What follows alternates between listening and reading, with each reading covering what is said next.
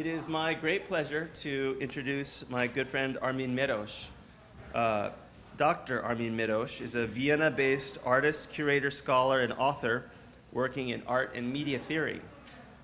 In 2014, Armin curated the international exhibition Fields at the Riga European Cultural Capital in 2014, and has curated and exhibited internationally in venues and countries such as the Center for Art and Creative Industries in Spain, the Limehouse Town Hall in London, NTT ICC in Tokyo, Japan, and the Yerba Buena Art Center in San Francisco, Ars Electronica in Linz, Austria, etc., etc. He's initiator of the Technopolitics Working Group in Vienna, and his new book, New Tendencies, Art at the Threshold of the Information Revolution, was published by MIT Press this past June.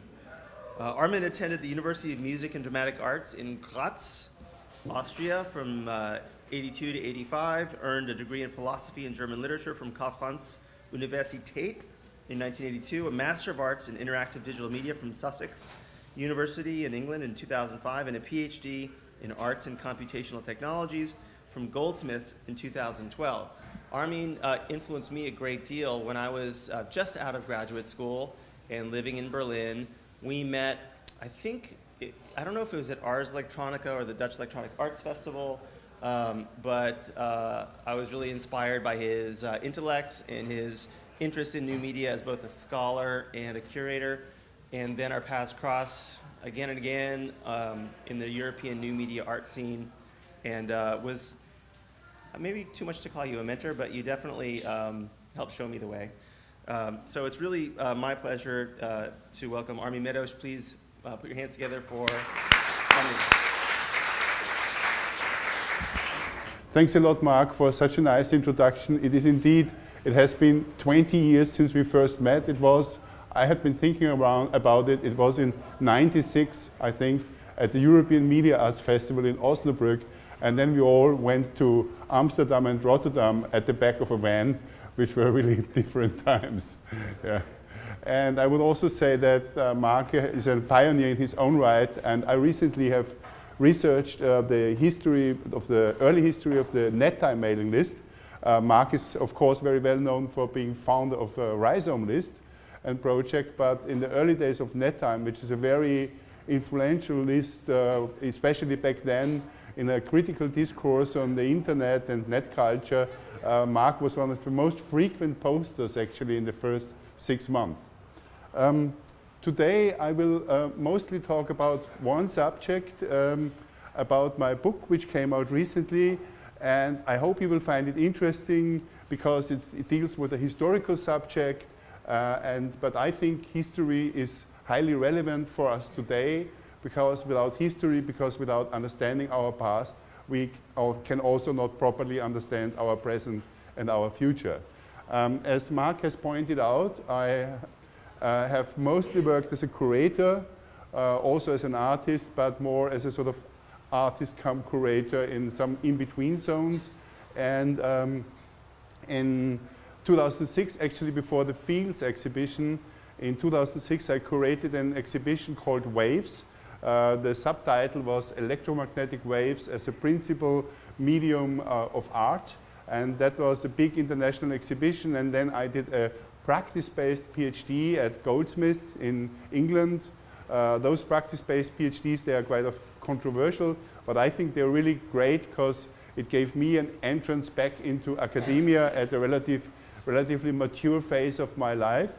And so I was planning to work on exhibitions as sites of research, and my idea was to theorize my own exhibition, Waves. And then after, I did part-time, after 2 or 3 years into my PhD, I realized that was a bit too much like navel-gazing, and then I was in search of a proper case study, and I found the New Tendencies. Now, the New Tendencies, allow me a joke. Does anybody know where Yugoslavia is? Yes?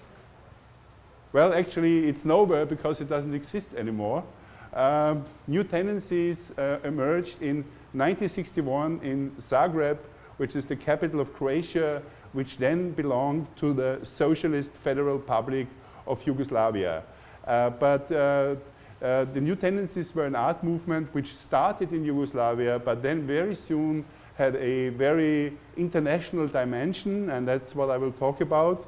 But first, maybe a few words as a kind of introduction also to the sort of more theoretical side of things. When I started, this is my book, and it's basically a rewritten and expanded version of my PhD dissertation. So when I started the research on New Tendencies, I had to ask myself, how do I deal with this subject matter? Because New Tendencies, as I said, started in 1961 in Yugoslavia and actually lasted till 1978. It had 5 major exhibitions and festivals in Zagreb, but it also had other exhibitions in other places, such as the Biennale of Venice, Biennale of San Marino, Paris, the Louvre, and so on and so forth. So it was a really major international art movement, and over the sort of 15 years plus that this movement lasted, more than 350 artists participated in it. So how can you research such a vast subject area? How can you deal with 350 biographies? How can you bring that all together into one framework? And of course you can't. Yeah? You have to cut the network somehow. You have to find a way to close your research subject and to draw the boundary lines of where you say, this is my subject area and there it stops and I cannot deal with everything. Another question that I had to ask myself was that because New Tendencies lasted for such a long time, I really had to deal with the subject of history. I had never before asked myself that question actually so closely, the question, what is history? Because in my opinion, I had this strong intention not to deal with art as an pure art subject, as art for the sake of art, but in the historical context of the time. But that historical context was changing over those 15 years and quite dramatically. So the New Tendencies began in an era that you could still call the post-war era. The era not immediately afterwards, but still under the influence of the Second World War. And it stopped in the late 1970s when totally different social circumstances actually were happening. So what I did is I constructed a kind of historical framework, not to be misunderstood for a theory of history, but a sort of more open framework that allows me to contextualize New Tendencies. And one of the key terms for that framework is the term Fordism. Fordism is among social scientists a term that characterizes the first 25 years after the Second World War, when there was a sort of heightened automation in industry, when there was an increase of new information technologies which were integrating with industries, not just in car production, but also the production of consumer goods. And this had severe social consequences. It led to things, there was a lot of literature at the time about the lonely person in the crowd, a new type of, it was not the working class anymore because the jobs changed. There were much more technicians involved and so on, and much more people working in office. So there came the white-collar worker became a focus of research, and also the notion of the organization man, the kind of faceless person in the crowd feeling alienated through this life. And in these circumstances, the New Tendencies emerged as kind of art movement which tried to engage with those subjects. They actually wanted to make an art which was, for them, most adequate to this new time. But there was also another area, of course, another sort of zone of influence, and that's, of course, art. So art always reacts to other art. And the art situation after the Second World War was one which you probably know, this book, very well-known book, Serge Guilbeault, How New York Stole the Idea of Modern Art. And it was this kind of shift from Paris being the capital of modern art to New York becoming the capital of modern art. also connected very strongly with a particular style of painting, which was abstract expressionism. And the most well-known name, of course, is Jackson Pollock. And there was also a sort of European version of that. In Paris, it was called informel, also sometimes tachisme, which tachisme is like to throw paint just on the canvas. And that was actually the situation that the New Tendencies found when they started. That was the dominant style, on one hand, abstract expressionism, and then on the other hand, in the socialist East, you had socialist realism, a doctrine introduced by Stalin, where all the painters and sculptors were forced to work in a realist style. This post-war situation also had another aspect to it, which was that actually the immediate sort of rubble of the Second World War had been cleared out, and what began was a sort of new phase of modernization. And if you look at Yugoslavia, it was a country that you can say it was in a catching up process. The leading models were provided either by the United States of America or by the Soviet Union, and both actually promoted different forms of a sort of advanced industrialization, but the industrialization point was actually very similar. So if you look beyond the ideology, the sort of industrial models through large bureaucracies were very similar here and there. And in that situation, the Expo 1958 in Brussels was one of these first moments when actually the world came together to celebrate a time when after the Second World War, a new optimism was coming out. And in this new optimism, at the Expo in Brussels, all the nations presented themselves with the best way they could, and Yugoslavia presented itself with that. And that's very typical, because it's from an architect who was one of the first abstract working in an abstract sort of neo-constructivist style after the Second World War in Zagreb.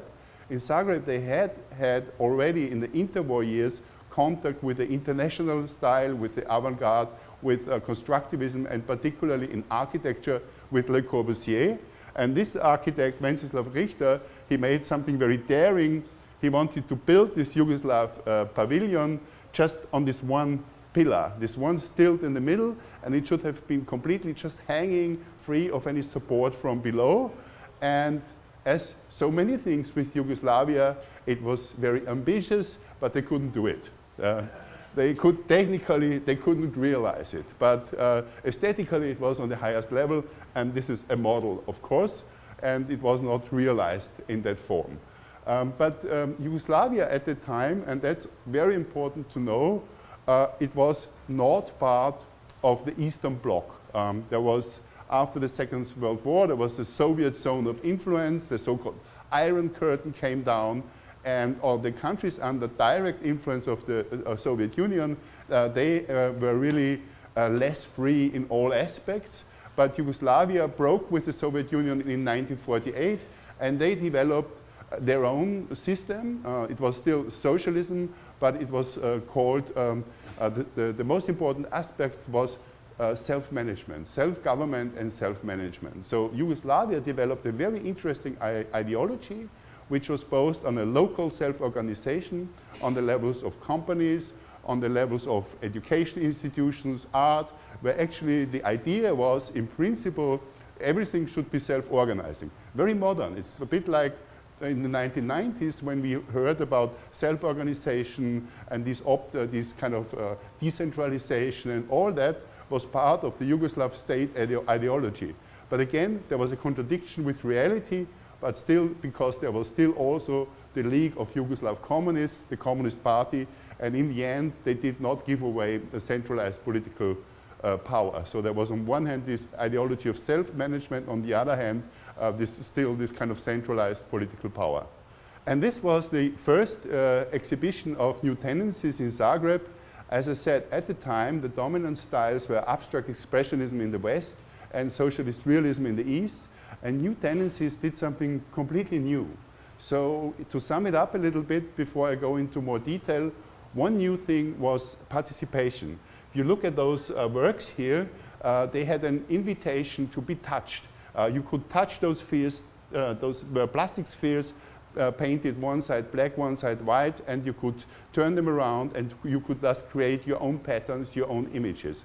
We forget that this was new at the time. It was really the moment of emergence at the same time with Fluxus and happening of a sort of interactive and participatory art. So its participation is one thing. The other thing is they talked about programmed art, which had at the time nothing to do with computer, but the term programming was totally hot around 1960. If you programmed something, you created an experience in a sort of rational way, and that meant you you designed an algorithm which was later to be carried out. And if you look at the history of conceptual art, that's of course totally important. Sol Levitt, the abstract, the paragraphs on conceptual art, where 10 years later he described exactly the same. So maybe this is something we can keep for discussion later, because actually there's one of the latest issue of October magazine is picking up on this relationship between the European artists of new tendencies, in particular François Morellet, and the conceptual artists. So we have the participation, we have the programmed art or algorithmic art, and the third thing was art as visual research. The artists of new tendencies were fervently against the myth of the artistic genius, and they wanted to fight the myth of the artistic genius with the notion of research. And they thought that by completely stopping to use the word art, they always spoke about visual research. They stopped talking about art. And by that, they could completely change the approach to art. It was not about the individual anymore. It was not about the holiness of the artwork imbued with some sort of religious sort of motives and so on. And it was about doing research and sharing the results. It's also important to note that New Tendencies was from the very start not a Yugoslav or Croatian thing. The very first exhibition was actually initiated and mostly curated by this man, Almir Mavinier da Silva, an artist from Rio de Janeiro in Brazil, who at the time developed a friendship with the Croatian critic Matko Mestrovic, and Mavinier and Mestrovic together created the first New Tendencies exhibition. And that's another strand that's very interesting, because Mavinier at the time was teaching at the College of Design Ulm, which was an amazing place. It was founded in 1953 by Germans who had suffered under Hitler. It was founded as a way of using design to fight fascism, creating design for a democratic society. And what they developed there was actually taking up the latest influences from the United States. So at College of Design Ulm, they were actually teaching information aesthetics and cybernetics in courses relating to design. Cybernetics was invented around 1948. Claude Shannon, Mathematical Theory of Communication, also 1948. And in 1953, they introduced that into a curriculum in Germany. Those ideas, where they were coming from, were actually coming from the Bauhaus, from the interwar years. So you could say there was a Bauhaus aesthetic, and through people such as Laszlo Moholy-Nagy, it came to the United States, and then information technology came to Europe and was kind of recombined with the Bauhaus ideas and then brought back to the United States, which we will see later. Here is a room at the first exhibition by an Italian group, Group N. Group N from Padua, which also happens to be the hometown of Toni Negri. I don't know, you know, Toni Negri is one of the kind of most left-wing philosophers of a direction called autonomous Marxism. And Gruppo N were sort of influenced already by that, or maybe they influenced Toni Negri. So they had very strong ideas about group work, about collectivity, about working as a collective, and also as a collective working for the collective good. So they really tried to theorize how, as an artist in a capitalist society, they were cultural producers, how their work as cultural producers would then become part of a commodity market and be bought and sold as commodities, and how they could deal with that, how could they address that. And one thing that they did was that they actually, they founded a group. First of all, they tried to be a collective. But secondly, also, they actively subverted authorship. Here you can see them, very sort of fashionable black and white photography on the rooftop of their studio in Padua. And you can see them holding a work. And they made quite a few versions of that work. Here it actually is. And they always signed it with the group identity, and then they also signed it with the name of the artist who actually made it. So they completely subverted the notion of individual genius and authorship with the kind of the way how they dealt with the authorship of the work. And another aspect is that they used kind of cheap materials. This is some plastic ribbons that they just used with the foreground and background. And that was a really important aspect for them. So this collectively signing or even keeping the work totally anonymous under the group identity, and the group identity was the letter N. And another aspect was this using cheap industrial materials to subvert the notion of the valuable artwork that is being bought and sold on the market. That work, actually, if you have it in real space, is also typical for a lot of this early work by New Tendencies. Because if I come from that direction, I maybe would see something like that. But if I pass by, suddenly the pattern would dramatically change. And a lot of the works of New Tendencies deployed such sort of visual effects, such optical effects, often based on research from Gestalt psychology. It's a special branch of psychology that uses the characteristics of our visual system and that certain sort of optical effects would happen. And in their view, that was also meant to, on one hand, subvert art, the notion of this kind of holy artwork, and on the other hand, it was about involving the viewer, getting the viewer to actively participate, because you could only experience the effect if you were walking by the artwork in a specific way. And that's something that happened with a lot of the other works. So American critic and curator Jack Burnham, who devoted a long chapter to the New Tendencies in his book Beyond Modern Sculpture, actually called it an aesthetics of the relational field. You're probably familiar with the notion of relational aesthetics by Nicolas Bourriot. 30, 40 years earlier, actually, New Tendencies invented the aesthetics of the relational field. And that's another aspect. Nowadays, what maybe most people will first notice, it's all man. Yes, it was the area before the second feminism. But what's also important here, why I introduced this picture, the one in the middle, that's Matko Mestrovic, the co-curator of New Tendencies.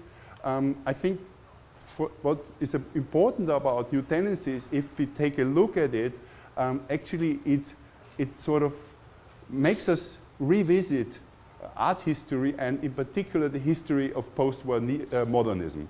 And the history of post-war modernism has been very Eurocentric, very US-centric, and there are only a few big names. And there is also a certain narrative where you have, on one hand, the sort of geometric abstraction and the sort of neo-constructivist or so-called concrete art or art concrete. And on the other hand, you have conceptual art. And usually, it's like those things are totally opposite of each other.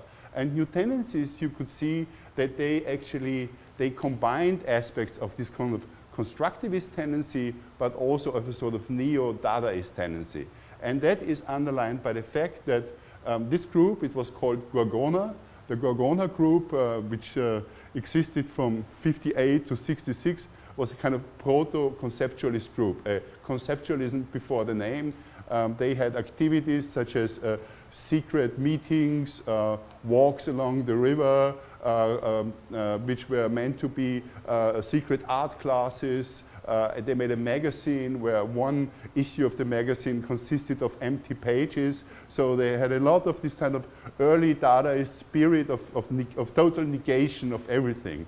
And that spirit was also part of New Tendencies. So we not only need to revisit modernism geographically to say there were other areas, such as former Yugoslavia, such as Japan with the Kutai group, but also we need to reconsider the relationship between constructivism, neo-Dadaism, or conceptual art on the other hand.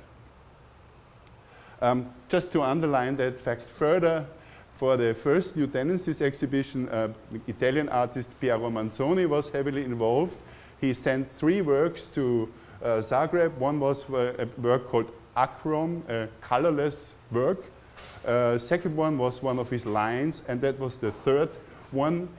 In Yugoslavia, there was no open censorship, but it was probably quite sensible at the time that the curators did not include this in the exhibition. It would have meant to push things a little bit too hard. But then generally speaking, in New Tendencies, again referring to Jack Burnham, there were kind of 2 main directions. Actually, there were more than 2 directions, because every artist, every group, New Tendencies was like a network of networks. Many groups were a part of New Tendencies, and every group had its own aesthetics. But you could say there were 2 main directions. One direction was this sort of more rationally constructed, which did this programmed art with the idea of addressing the notion of alienation, of making people participate, activating the spectator to politicize them. So that was the more left-wing part, mainly the French and Italian groups actually. And there was another direction, like Group Zero, who just thought they didn't want to have to do anything with socialist politics. They thought that creating new aesthetic experiences was actually enough to change the world. So by opening people's sensibility to a new aesthetics, they would actually do much better in changing the world rather than having anything more ideologically or dogmatically driven, such as the French group Grave, the Groupe de Recherche des Arts Visuels, who were really like very sort of strong French rationalists, and I will come to that later. But Otto Piene, who then later, actually in 1965, he came to New York. He had an exhibition at Howard Weiss Gallery with his light ballet, and later he took over the job of György Kepes at the Center for Advanced Visual Studies at the MIT, where he worked for many years. And you can see his influence sometimes in a very subtle way. There's an exhibition of Carol Schneemann currently at New York University. And for instance, Piene helped her to make those balloons where she could fly and playing her cello. So Piene was specialized in inflatables, in outdoor spectacles, in these sort of things that were meant to liberate people from norms. But then at a certain point, I think in the 1970s, they became also quite spectacular. It became really the spectacle in a kind of sense how the French situation is meant it. And another point, I don't want to go into it too deep because it's a bit of a boring subject, information aesthetics as defined by the German theorist Max Bense. Here is an example, a painting by Almir Mavinier da Silva. Max Bense actually is one of the inventors of information aesthetics, which they tried to apply the theory of information or mathematical theory of communication by Claude Shannon to create an objective aesthetics. So they had wanted to have a mathematical formula to decide objectively what was most beautiful, which is, of course, I think immediately something nowadays everybody would assume that this is somehow slightly strange, that you would even think you can decide objectively what is the most beautiful. But nevertheless, at the time, this had a lot of currency with the artists, and they tried to define the work as a kind of macro sign which consisted of micro signs which were distributed somehow according to certain laws, and with their work they wanted to explore those laws that would have the most beautiful results. But as the time changed, the 1960s created a special dynamics, and pop music happened, the Beatles happened, and the New Tendencies became less sort of formally mathematically rigorous, and they explored another notion, the notion of homo ludens, man the player. So they created interactive artworks, participatory artworks, which were meant to trigger the sort of playful sense in human people, again with this idea of liberating them from norms, of activating people and making them more politically active. That also then went into a direction of new media, of making objects using electrical motors. Here, Gianni Colombo from Group T, where this kind of film celluloid is kind of pushed up and down, always creating new forms. And the great Italian author Umberto Eco, he wrote this book, The Open Artwork, in '62, and that was actually one of his inspirations for the open artwork, writing that these sort of works, they didn't have one fixed form, but they created a field of possibilities of how a viewer can relate to it. And that was his sort of notion of what he called arte programmata, a programmed art. And from there, the new tendencies kind of explored ever more bigger and different and forms of interaction. Another work of this kind, a large rotating disc with iron and magnets. And a lot of these works were actually shown in an exhibition by the Italian office equipment company Olivetti. So you had the most left-wing artists you could find at the time showing work in the showroom of Olivetti company. And this exhibition actually also traveled to the United States, had a few stopovers, was then brought to MoMA, and then it was lost in the vaults of MoMA, which is amazing. It should have been returned. So all these objects sort of don't really exist anymore because before they returned to Europe, they were sort of lost. But it's one of the sort of works of history, actually. No purpose intended, I'm sure, you know. But at the same time, and this is a kind of main subject chapter in my book, at the same time something else happened. As the artists from Gruppo N, Gruppo T, the French group Graf, they developed a programmed art sponsored by Olivetti. There were left-wing sociologists from a magazine called Quaderni Rossi journal, and they made militant research. They called it con ricerca, researching together with the workers. They went to the factories of Fiat and Olivetti, and they investigated what changes in industry were brought through hate and automation, and how could a sort of more militant working class movement react to that. And I think that's a really interesting crossing point, because Quaderni Rossi later continued to become operaio, which means workerism, and the workerist movement later turned to what is now known as autonomous Marxism, and autonomous Marxism developed since the 1970s and increasingly in the 1990s very interesting concepts of immaterial labor. Yeah? And so on one hand you have the left-wing researchers who developed this notion of the social factory also, Mario Tronti, and on the other hand you had the artists who developed the sort of basics of a kind of interactive and participatory art before the computer. And that led them also then to start to create environments. Here the German group Effect, the person is actually a Yugoslavian artist, Ivan Čizmek, but they created environments that were an invitation to play for people. And that was really very close actually to the, to the Luna Park experience. Yeah? This was like, at the time, critics hated that. That was not art. That's horrible, you know. It's like entertainment. It's not serious. And that was intended because they thought they wanted to make art for the broad mass of people and not just for the chosen few. And they wanted to give people a sort of experience that that would be immediately accessible to them without having to study years and years of art history before. And that went then also further, working with stroboscopic lights, working with installations with neon, electrical switches, and I call this image, which actually, if you look closely, it's a photo collage. So you have this fashionable Parisian art crowd looking at the work by Gianni Colombo, but it never was like that in that form. He pasted the people into the photo of the artwork. I call it the blitz of the new. So it was really about novelty and the sense of newness, and that was very convincing at the time. And this exhibition actually, in 1964 in Paris, the curator William Seitz was led through this exhibition by the US constructivist artist George Rickey, and it was like a shopping tour because many of the exhibitions were then part of the exhibition The Responsive Eye in 1965 at MoMA, which was on one hand a big blockbuster, but on the other hand also created a very critical response.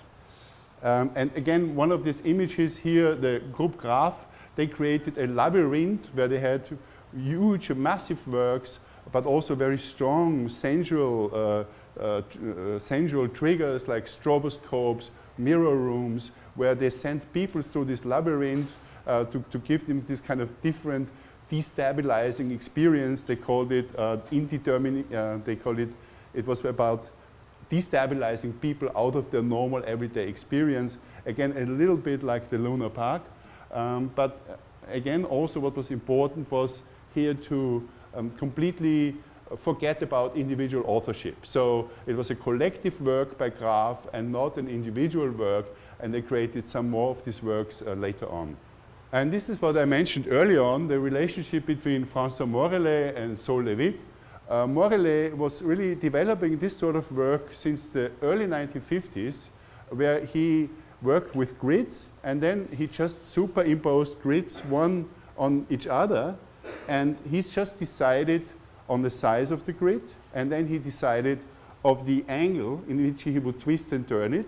So that is like writing a program, and then he would stand back. He would not interfere. He would not twist. He would not say, oh, it's more beautiful when I do it a little bit like that, or maybe I paint something like that. No, he completely took a disinterested stance, and that was like fighting intuition. For him, intuition was the wrong way forward for artists. That was this old sort of religious sort of thing, and in that way, he's really a precursor of software art. And the interesting thing is, he could do it as a design on a gridded piece of paper, very small, as a drawing, and you could see it, you could make it also on this sort of mega size on house walls. And funny is that actually the work was destroyed because that's where they later built the Centre Pompidou. And this exhibition in New York, the Responsive Eye, on this occasion actually the term op art was invented.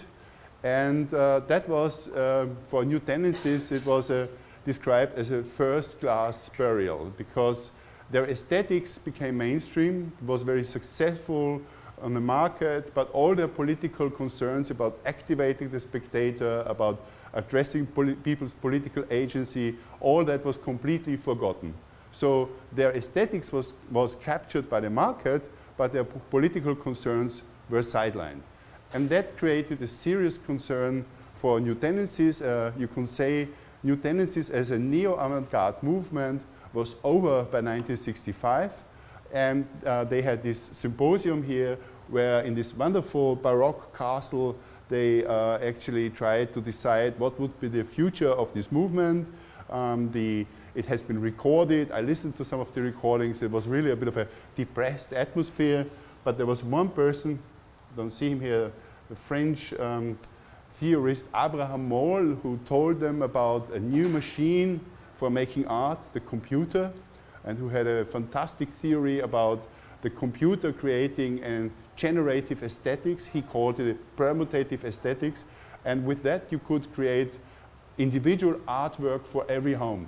So you could program a computer to create this information aesthetics, the most beautiful work, and every consumer, every normal person could have at their kitchen table or at their wallpaper such a generative permutative aesthetics, which was a kind of utopia of information aesthetics of Abraham Moll. And that seems to have influenced New Tendencies, so that after a break in 1968, they turned to the computer as a medium of visual research. They still avoided the term art, so they said the computer as a medium of visual research. And here is one of the earliest works by Frieda Nake, German computer artist of the first generation. And what you can see here, of course, it was very simple. It had to be simple. Computers were still mainframes at the time. There existed no software. Everything had to be written in machine language or Fortran. And Frieda Nake was also doing that. he was his job actually as a young faculty member in Stuttgart was to program the Zuse Graphomat, the first drawing machine for German computer company Zuse. And actually, at first, he just made squares and circles, and then the machine went a bit wild, and then he saw, oh, it looks like modern art, actually. So I could also use it to make art. And then he became one of the first computer artists. But the more serious background is that at the time, the computer was used in a very particular discourse on the computer being the better artist.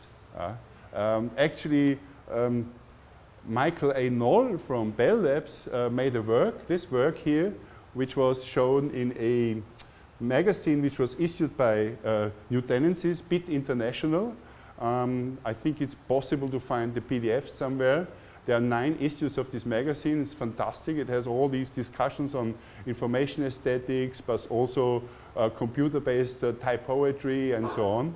And what Knoll did, he took a famous painting by Piet Mondrian, one of the first completely abstract paintings, and he recreated it using a computer.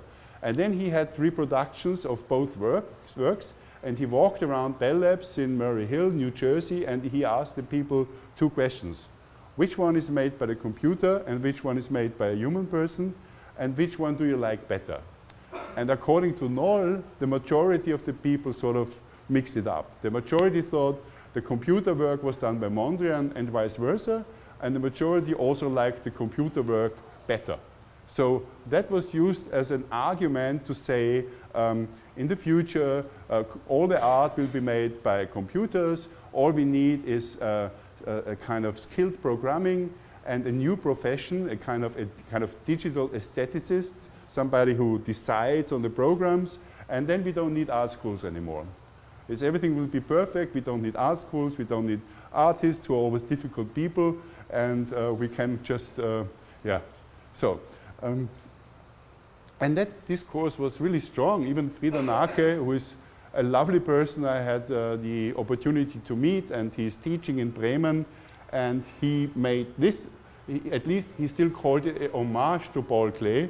So he made the computer draw something which looks a little bit like a drawing by Paul Klee, but I think most people would here know which is which.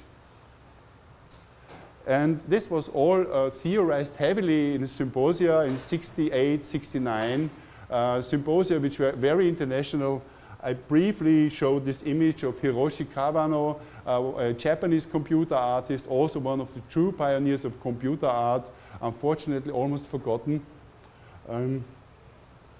And at this symposium also there was a group which comes of all places from Kansas City, Art Research Center group, and they had their own take on computer art and cybernetics. They drew a huge diagram here. That's Nancy Stevens, and they made this diagram. They interpreted already, they had some ideas like almost like open source and like the commons movement. They said we use the computer and cybernetics for a self-organized group activity. Yeah? We don't use it just for making art, but we use computers how to organize ourselves better as a group, as a collectivity.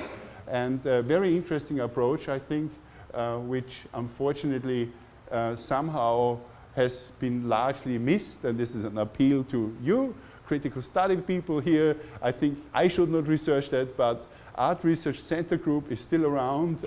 Michael Stevens is very active, and they just have their 60th anniversary or something. And so they would be extremely happy if somebody bothered to write about them and do some research on them. But my argument is that at the time, this discourse on the computer as the better artist, which was very ideological, very much against human labor, and which was kind of mirrored by an argument in industry, where you had sort of the automation of industry, again against human labor, against organized labor, against the trade unions and so on, that this discourse somehow overshadowed more interesting artwork using the computer, which also happened. So at the time, the computer show in Zagreb happened at the same time as Cybernetic Serendipity in London, which is quite well known, where you had, I don't know, dozens of big companies showing gadgets, also some computer art. And this is what German artist Gustav Metzger, who lived in London for most of his life, what he had to say about it. It was the time of the Vietnam War, and he wrote, I don't like to read from the screen, but he said, like, there is no end of computers composing haikus, but no hint that computers dominate modern war, that they are becoming the most totalitarian tools ever used in society. And if you look at today what's happening with the NSA, with surveillance, and with drones and all that, we have a similar situation where very often in digital art, only the creative possibilities of computation are highlighted, whereas all those other aspects are excluded actually from the discussions. And so it looked actually, for a time, it looked like computer-based art would become the new thing in art around 68, 69, 1970. In New York, you had two really important exhibitions. You had Software by Jack Burnham, and you had Information. Both tried to bring together computer art and conceptual art, and it really looked like that would be the future. But for some reasons, maybe a point for debate, it didn't happen like that. There was a profound change in the way people felt.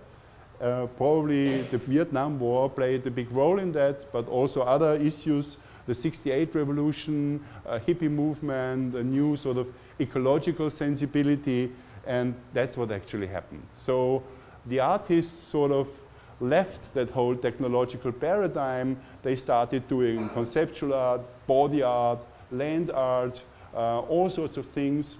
This is the Slovenian group OHO, and they went rapidly through all the steps from sort of a kind of a paraphrasing pop art to conceptual art to visual poetry, and then they invented something they called transcendental conceptualism, where they made telepathic artworks for the Information exhibition, and then in the next step they made these sort of group experiments in nature. And the next step afterwards, they gave up art and they formed the commune. So there was this movement out, actually, of art, or at least driving art to a point where it was not really easily recognizable as art, where it became performance, where it didn't produce any objects, where it was becoming dematerialized, as Lucy Lippard said. And that was going on pretty much throughout the 1970s. There were also very strong variations of that in former Yugoslavia. This is a really famous work by Balint Szombati. He is a Hungarian-speaking artist, but from Yugoslavia, from a border region. And he made this work, Lenin in Budapest. So in former Soviet-dominated countries, people always had to go demonstrate for the socialist revolution. And especially on 1st of May, there were big demonstrations, but organized from above. And what Balint did, when the main demonstration was already over, he carried his own little Lenin placard through Budapest as a kind of very silent form of protest against the use of those iconic images and against also how empty the ideology had already become. And the ideology had not only become empty in places, in countries such as Budapest or Prague. You may remember the Prague Spring was closed down by Soviet tanks, but also in Yugoslavia. The Yugoslav experiment, which had started out very beautifully, being based on the notion of self-management, then there came a really interesting episode, the Yugoslav '68, where the students actually said to the political leaders, listen, we have this official ideology of self-management. We don't want something else, but we want you to actually implement self-management. Just do what our constitution says.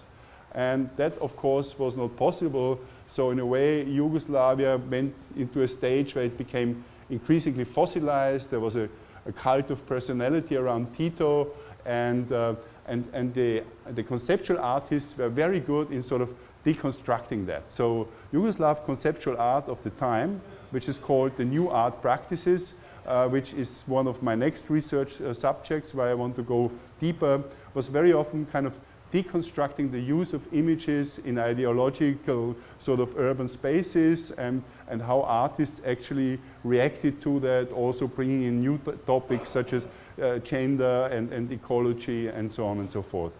And those conditions somehow conspired to make new tendencies look increasingly old. This idea that of this sort of neo-constructivist art, that sort of this programmed art, all this terminology had sort of lost actually its traction, and there was a last large big exhibition in 1973, which was very interesting. They brought together constructive art, conceptual art, and computer art, and they thought there would be a dialogue between the three art forms, but there wasn't. The new art practices were more verbally aggressive. They had the sort of wind of the times behind them, and the old guard of new tendencies just thought, oh, these people, they're not proper leftists anymore, they are postmodern, we don't like that, you know. They don't have a utopian belief, and it's true. The conceptual artists were postmodern. In that sense, they did not believe in any utopian promise of any future anymore. And in that situation, the sort of utopian spirit of new tendencies didn't make any sense, and there was a last attempt of bringing everything together in 1977, 78, under the term of art and society. Very interesting, a totally under-researched event. They wanted to make a big exhibition and conference, but as opposed to the years before, when they sent invitation letters and everybody came, they got a lot of politely being turned down. They invited everybody, all the big names from Germano Zelland, who invented Arte Povera, Hans Hake, and so on and so forth. I think Hake actually came, I have to research that, but most people just politely said, no, sorry, no time, and that was silently sort of the very silent and quiet end of new tendencies. And this is also the end of my talk. I would like to flag up 2 or 3 points maybe. One point is this movement, which at the time had been so big, yeah, 350 artists, being almost hegemonic in Europe, playing a big role in the Responsive Eye exhibition in New York. Why is this new movement nowadays almost completely unknown? Yeah? Why did it vanish completely? The other thing is, by not forgetting it, what do we actually gain? What is the sort of, what kind of insights can we gain from such a movement? That would be a second question I would like to flag up. And the third question I just forgot, and I think that would be up to you to have questions.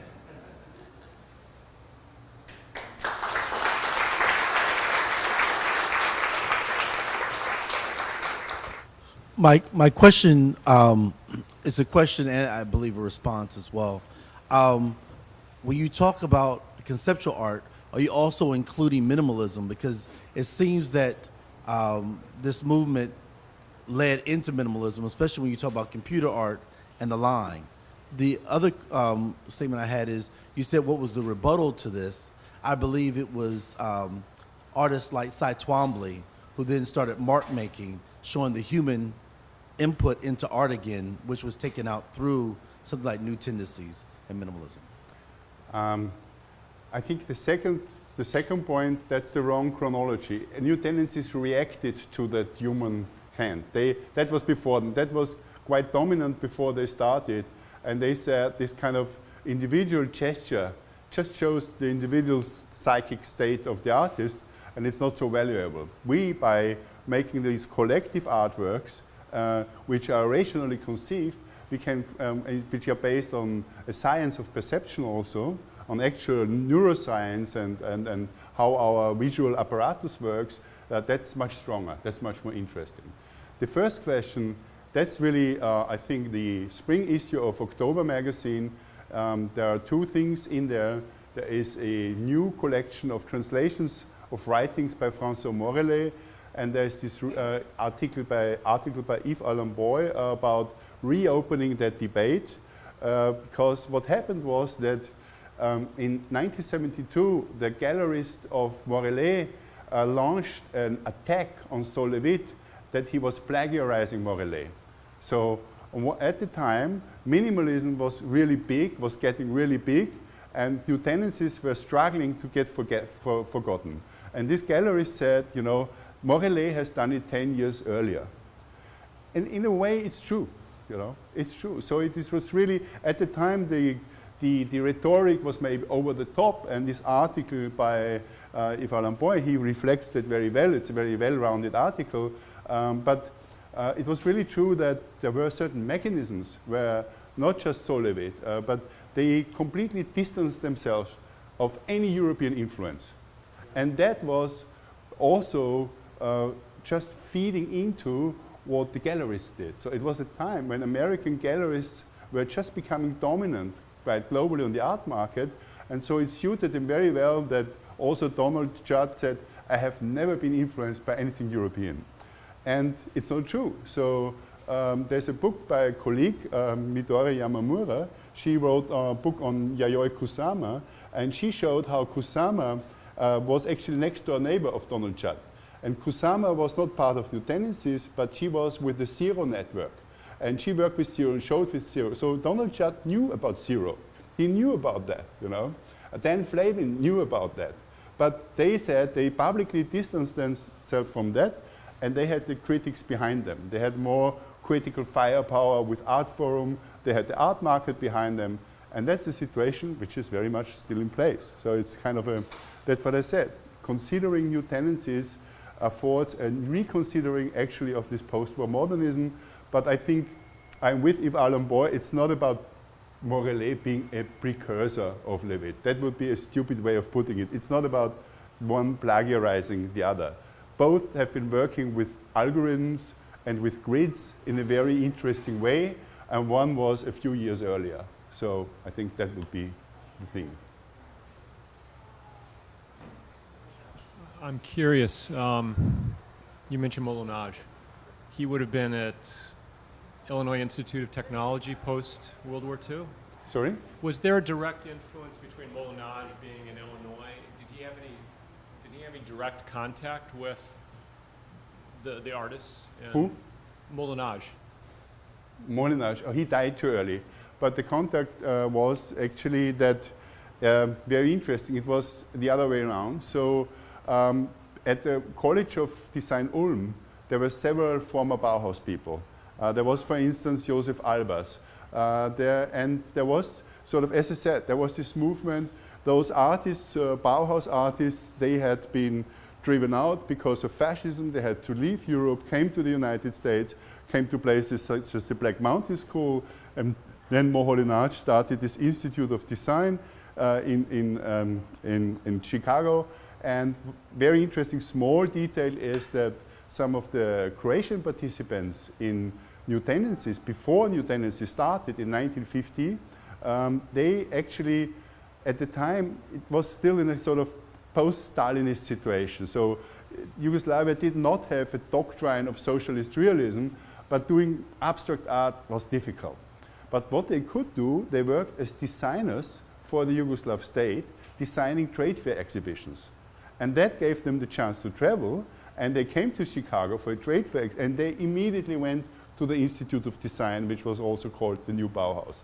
So there, the figure, the transmitter was Kepes, Georgi Kepes, because Moholy-Nagy died early, and then Kepes was the link, and that also brought a steady flux of people from the United States back to the College of Design Ulm.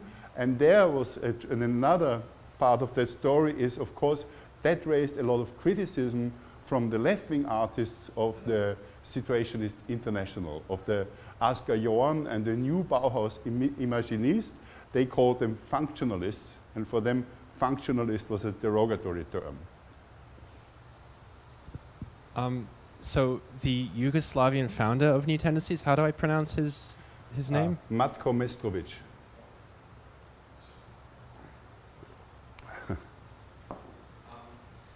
How did he regard Documenta? Because I know Documenta preceded New Tendencies. I guess Documenta 2 was already established before New Tendencies was founded. So I was wondering how he and the fellow artists that he went on to establish New Tendencies, how did they regard, like what was their feeling regarding documenting? So one thing is a small anecdote. He told me I had several long interviews, like life story interviews, and he thinks he was the first Yugoslav art critic ever to visit Documenta. Which document? I think the one in, when was the one in 58 or 56? The first one, I think, 56. But you must consider Documenta was a very different thing. Documenta was quite officially a German reaction to all modern art having been prohibited by the Nazis. It was a way of re-familiarizing the German public with the big names. The first years it was Picasso, Matisse, and so on, the really big names. Yeah, yeah. And then, exactly, it was a nation rebuilding, democratizing people through that. It was quite top-down. And the New Tendencies were the young radicals. So initially, the first exhibition was quite small. And there's a period leading up to New Tendencies, and they were the sort of, they had the artist-run, self-organized spaces. Zero in Düsseldorf had from 57, they had this kind of one-evening exhibitions in their studio. The Piero Manzoni, and they had a gallery in Milan, which was just open for 9 months. But in those 9 months, everybody who is now important passed through that gallery. So those were the sort of people who, at the time, were not in the art system and created their own aesthetics, their own programmatic, against the art system, just to be swallowed up by it very quickly. Do you think that this also had to do with the position of former East in relation to Europe? Sorry, my hearing is currently a bit bad. Sorry. Do you think this might also have something to do with the position of the former East in relation to Europe, status and power? Yes, yes. But one thing I did not go into too much, because it would have just made my talk much longer, is that Yugoslavia had a very special position. As it was not part of the Eastern Bloc, Yugoslavia was was a founding member of the non-aligned nations movement.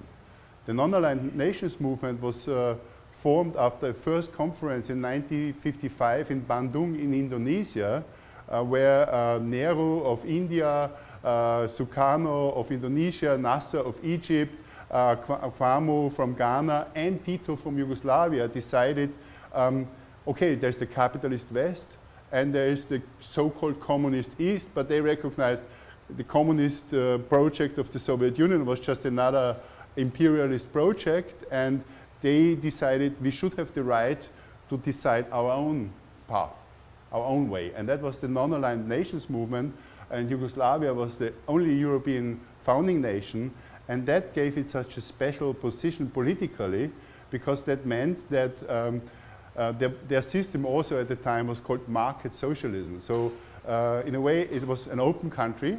Europeans could travel to Yugoslavia visa-free, and for artists from the Soviet bloc, it was also more easy for artists from Poland, Czechoslovakia, Hungary to go to Yugoslavia than to go to a Western country. So that's why they could become such a meeting ground.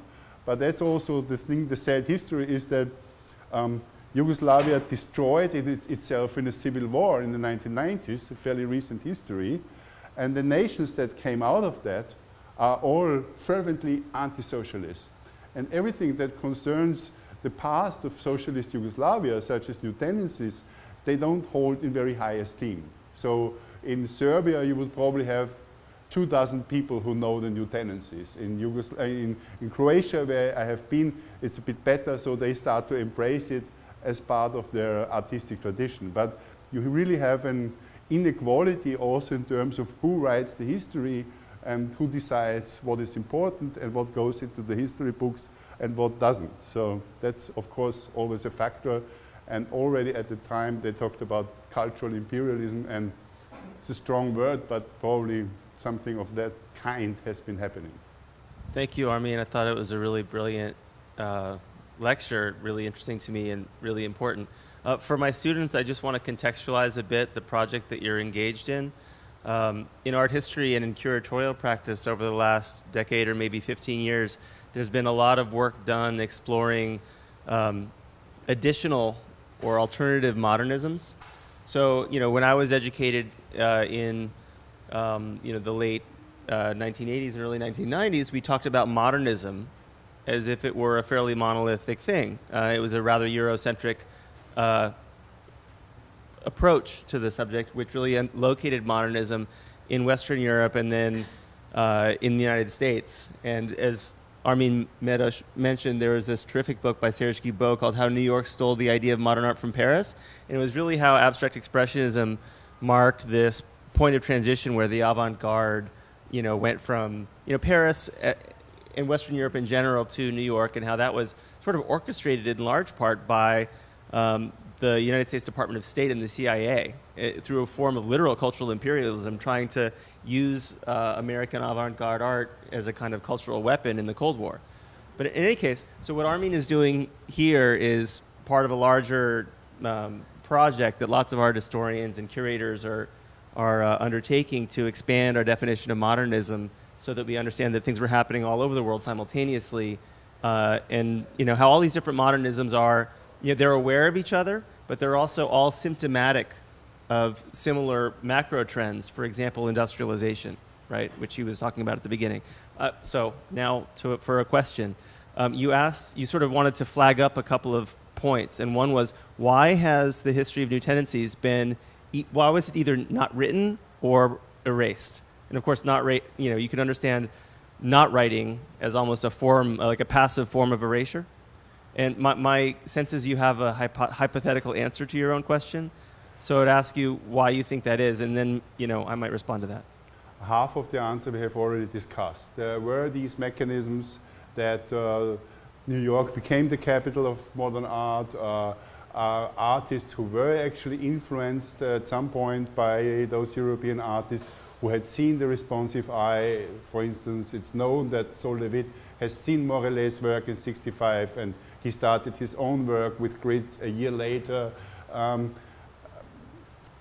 But that would be nitpicking about, but what they did, they distanced themselves from their sort of any European influence. That played hand in hand with the art market, with the way, the direction that galleries went. And again, it was not just about geographical regions or directions. It's really an important book also by Midori Yamamura about Yayoi Kusama. I mean, Kusama was so important in New York in '61, and then she left. She left because she did never make it. She did never get a proper gallery representation here. Yeah? So those mechanisms also conspired against women, against non-European women in particular, and those were very strong mechanisms which then also continued in the way art history was done until recently. And you are right, it's a real project now recovering this sort of decentered modernisms. And I happen to have been at a few conferences, and it's a really great thing. The other thing that happened is maybe, and that's more my personal answer, is that new tendencies really at some point, they tried to more formally constitute themselves as a movement. And as I said, there had been these different currencies within new tendencies, the more abstract, rational, socialist wing with actually not the Yugoslavs, that was funny, but actually more with the Italian and French artists. And there this more lyrical, poetical, sensible, light ballet, sort of German, Austro-Hungarian wing or whatever.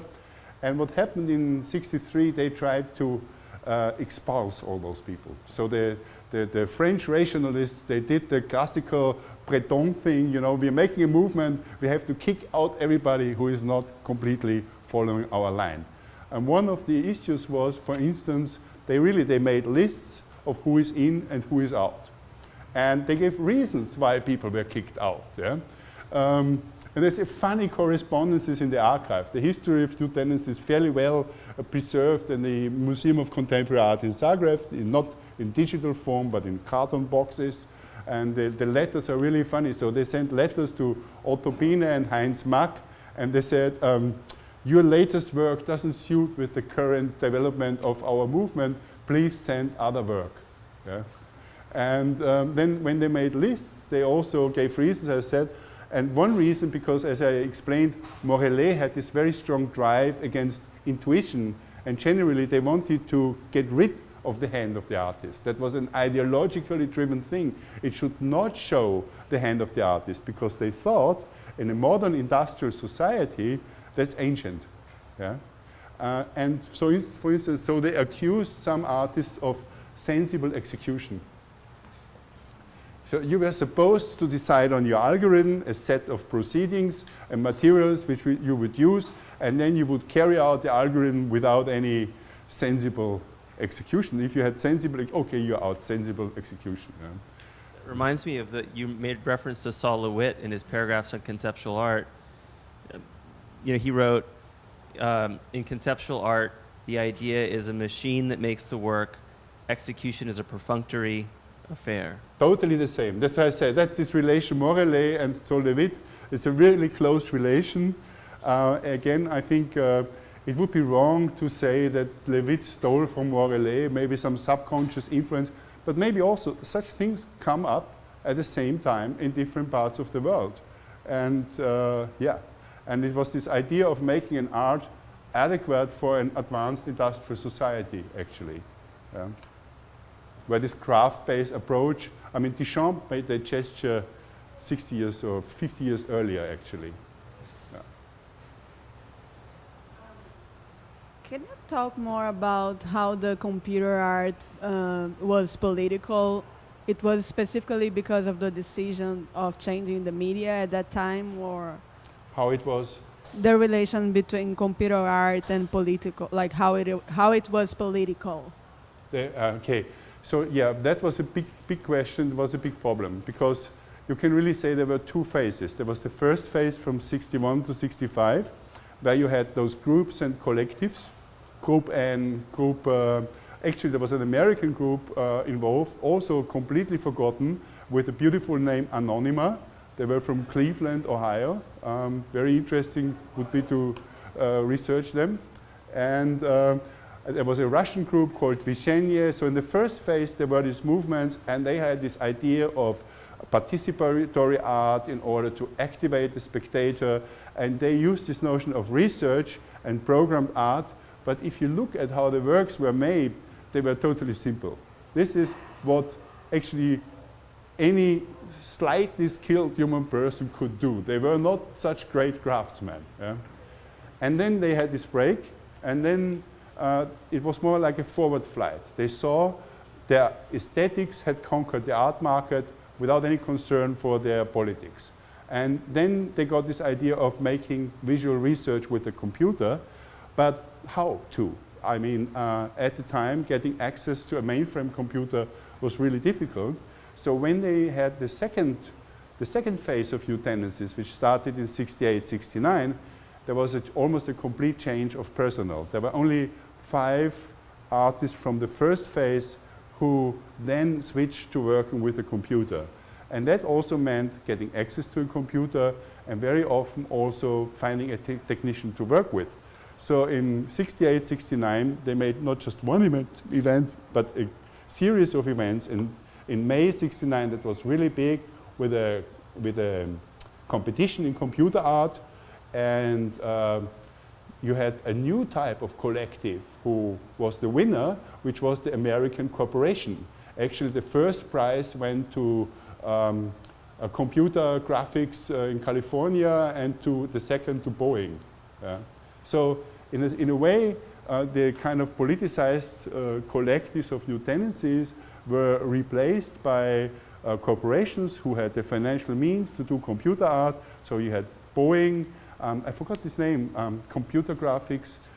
It's a very famous company. They still exist, or they existed for a long time in California.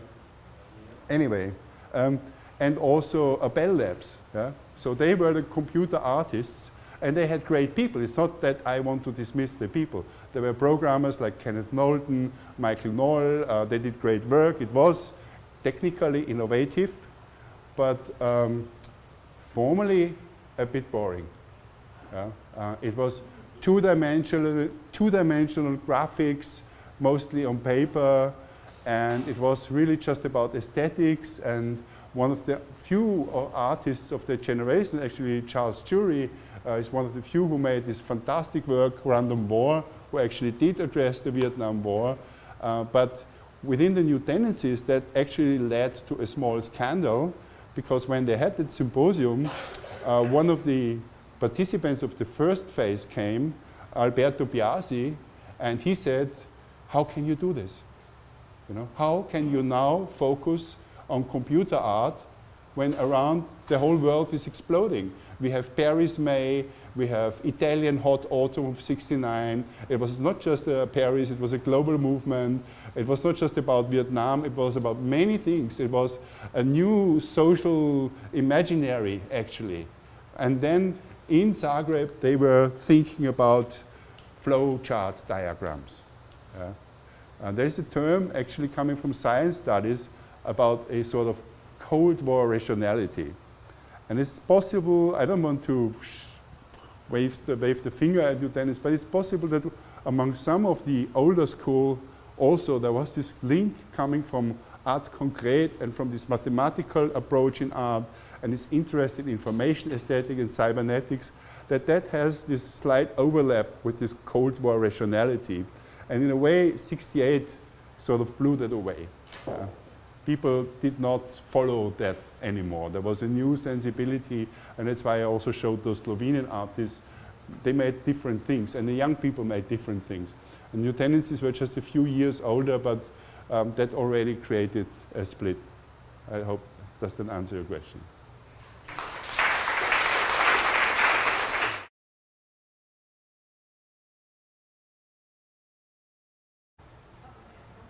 Yes? Well, actually, it's nowhere because it doesn't exist anymore.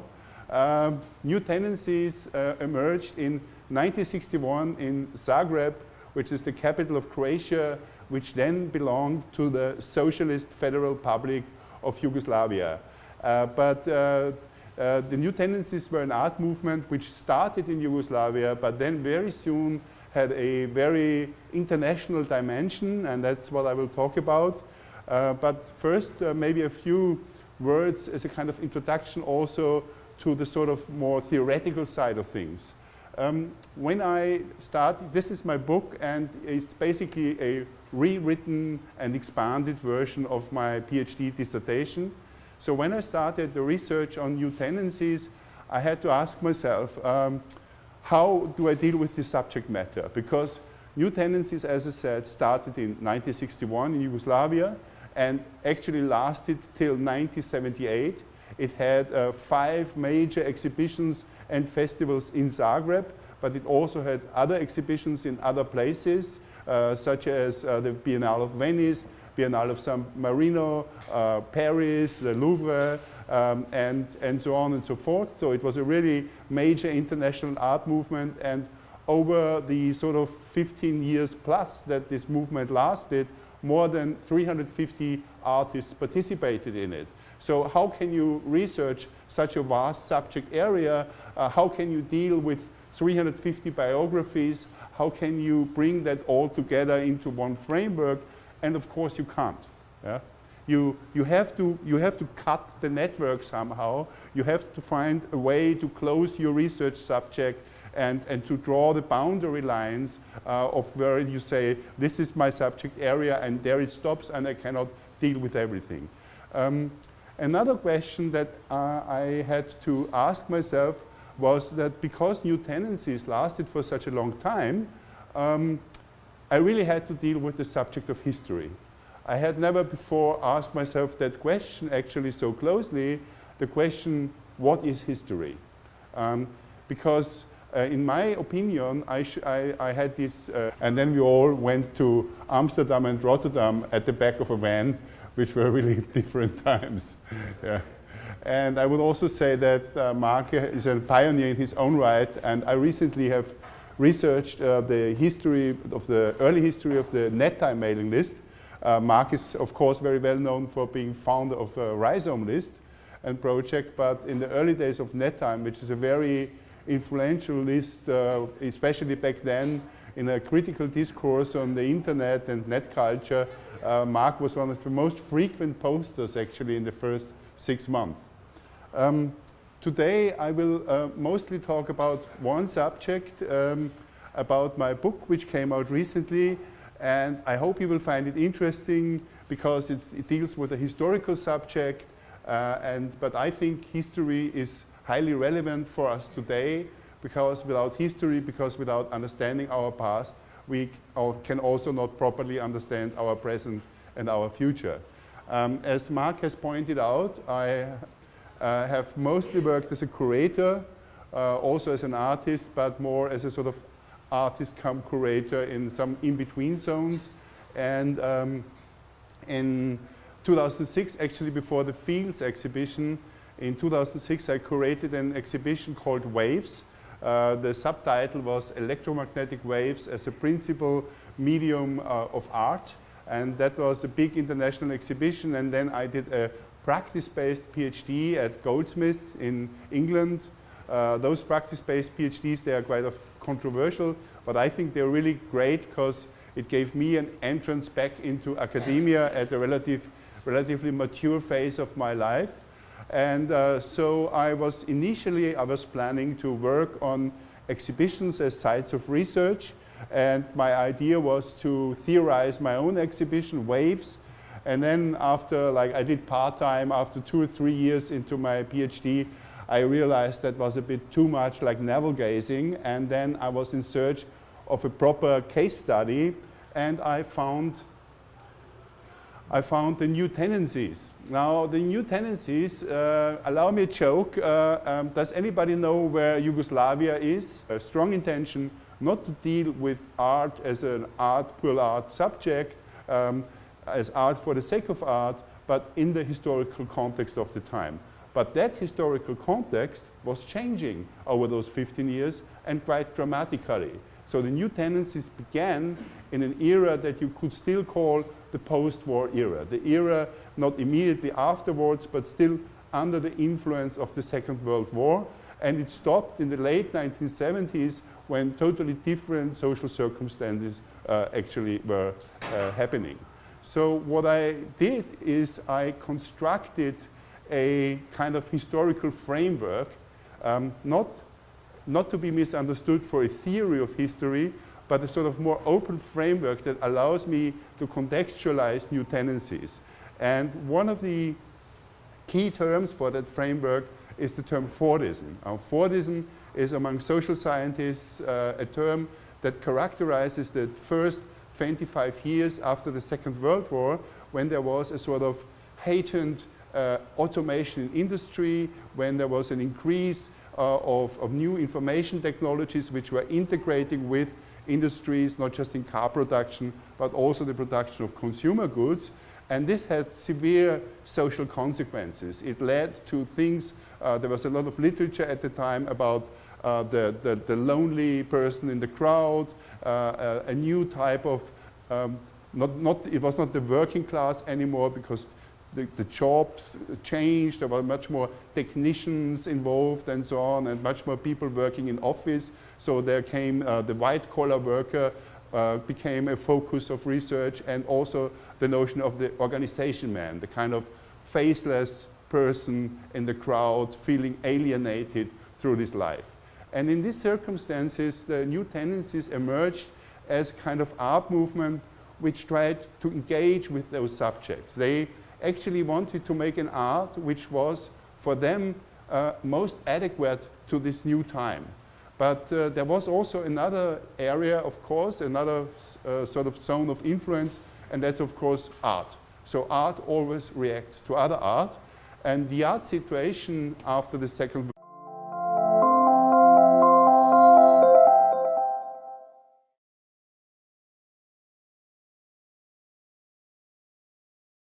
It is my great pleasure to introduce my good friend Armin Medosch.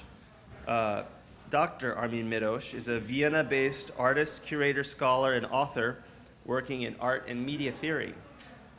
In 2014, Armin curated the international exhibition Fields at the Riga European Cultural Capital in 2014, and has curated and exhibited internationally in venues and countries such as the Center for Art and Creative Industries in Spain, the Limehouse Town Hall in London, NTT-ICC in Tokyo, Japan, and the Yerba Buena Art Center in San Francisco, Ars Electronica in Linz, Austria, etc., etc. He's initiator of the Technopolitics Working Group in Vienna, and his new book, New Tendencies, Art at the Threshold of the Information Revolution, came out, was published by MIT Press this past June.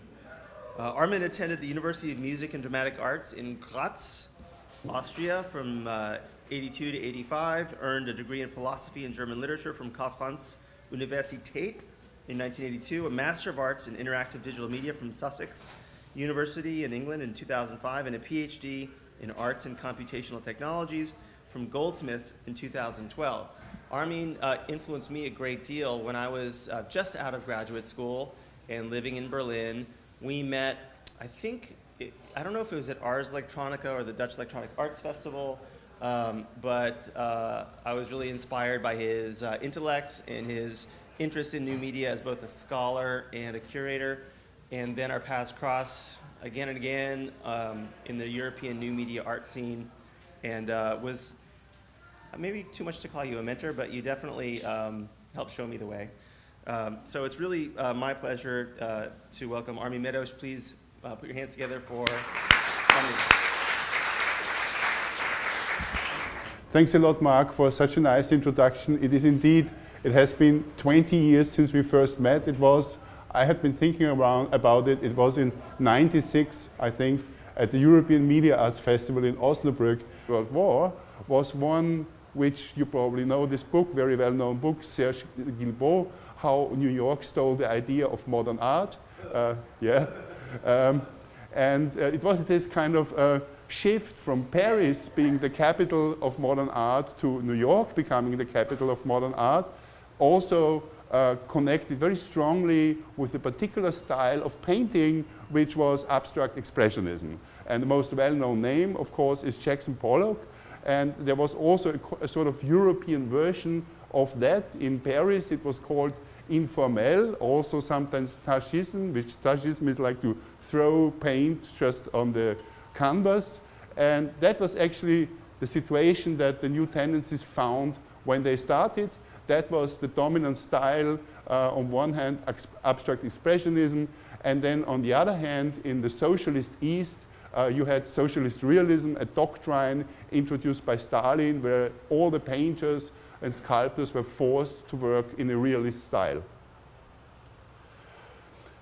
This post-war situation also had another aspect to it, which was that actually the immediate sort of rubble of the Second World War had been cleared out, and what began was a sort of new phase of modernization. And if you look at Yugoslavia, it was a country that you can say it was in a catching up process. The leading models were provided either by the United States of America or by the Soviet Union, and both actually promoted different forms of a sort of advanced industrialization, but the industrialization point was actually very similar. So if we look beyond the ideology, the sort of industrial models through large bureaucracies were very similar here and there. And in that situation, the Expo 1958 in Brussels was one of these first moments when actually the world came together to celebrate a time when after the Second World War a new optimism was coming out.